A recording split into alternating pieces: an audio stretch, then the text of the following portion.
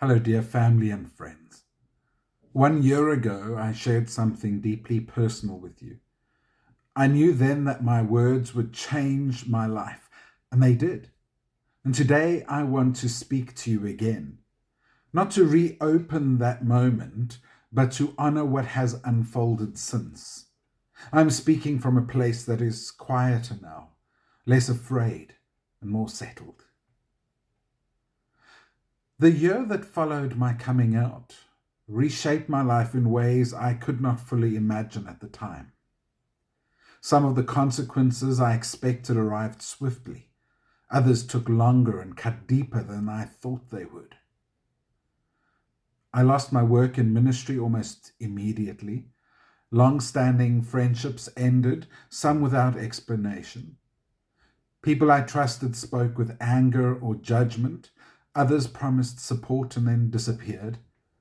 And silence became a constant companion. There were days of deep loneliness, days when I longed for familiar voices, for people who had known me for decades, for community that once felt like home. That loss was real, and it still matters. I do not minimize it, and I do not pretend it did not hurt. And yet, alongside that loss, something else happened. The moment my original message went public, I felt an unexpected peace, a release. I no longer had to manage myself, to guard my words or fear being exposed. My body felt lighter, my breath came easier. For the first time, I was simply allowed to exist as myself.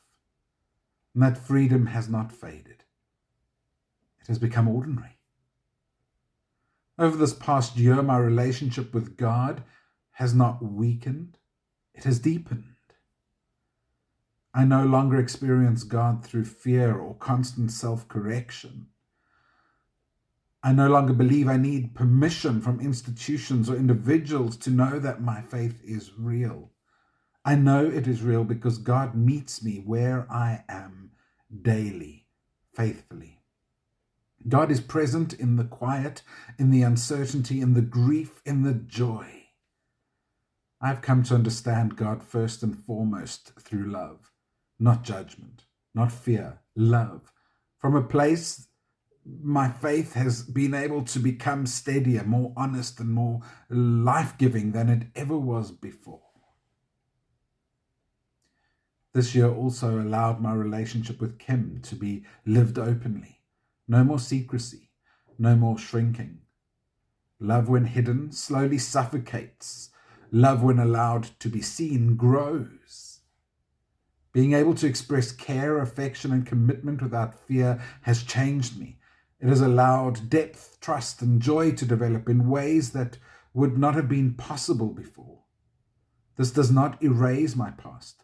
My marriage, my shared life, and my love I once knew were real and meaningful, and they remain part of my story. Living faithfully now does not invalidate what came before. It honors it by allowing my life to move forward honestly. My children have been a steady source of strength throughout this year. Being open with them has deepened trust between us. They came to me more freely. They ask harder questions. They share more of their lives. They have seen me live truthfully, and that visibility has strengthened our relationship. You see, truth builds trust, and I see that clearly now. Although I am no longer in formal church ministry, my calling has not disappeared. It has clarified. My heart remains for people, supporting others through life transitions, grief, identity, and change. And this continues to matter deeply to me. And life coaching has become a natural continuation of the parts of ministry I always loved most. Walking with people, listening well, helping them find clarity and courage. This path feels honest, it feels aligned with who I am. If I could speak to myself 1 year ago, I would not promise ease. This year was not easy. There was loss, loneliness, uncertainty, financial strain, and silence.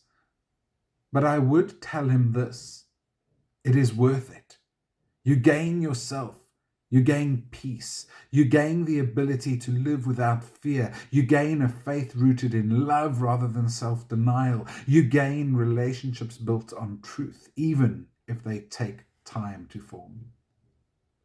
Life is not perfect now. There is still work ahead.